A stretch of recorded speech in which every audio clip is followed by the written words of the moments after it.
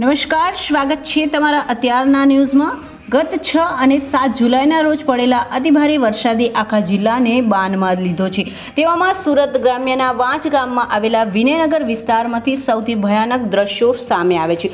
વિનયનગરમાં જાણે નદી વહેતી હોય તેવી પૂર જેવી ગંભીર સ્થિતિ સર્જાઈ છે અને આખો વિસ્તાર બેટમાં ફેરવાઈ ગયો છે। લોકોના ઘરોમાં પાણી ઘૂસી જતા મોટું નુકસાન થયું છે અને ઘર વખરીનો સામાન પણ પલળી ગયો છે। પરંતુ આવી આપત્તિના સમયે વાંચ ગામમાં માનવતાના દર્શન થયા છે। આ મુશ્કેલ સમયના વાંચ ગામના સરપંચ અને ઉપસરપંચ લોકોની વારે આવે છે। તેમના દ્વારા પૂર પ્રભાવિત લોકો માટે ચા નાસ્તાની વ્યવસ્થા કરવામાં આવી છે। એટલું જ નહીં, જેમના ઘરોમાં પાણી ભરાઈ ગયા હતા તે તમામ લોકોને સુરક્ષિત રાખવા માટે દાંડી નિવાસી યાત્રી આશ્રમ ખાતે રાત્રિ રોકાણ અને રહેવાની ઉત્તમ વ્યવસ્થા કરવામાં આવી છે। ગામમાં જ લોકપ્રતિનિધિઓ સંકટના સમયે સાચી દેશભક્તિ અને સેવાનું ઉદાહરણ પૂરું પાડ્યું છે। ગુજરાત વરસાદના આવા જ લાઈવ અને સચોટ અપડેટ માટે જોતા રહો અમારી ચેનલને અને સબસ્ક્રાઇબ કરો મારી ચેનલ ગુજરાત ડે।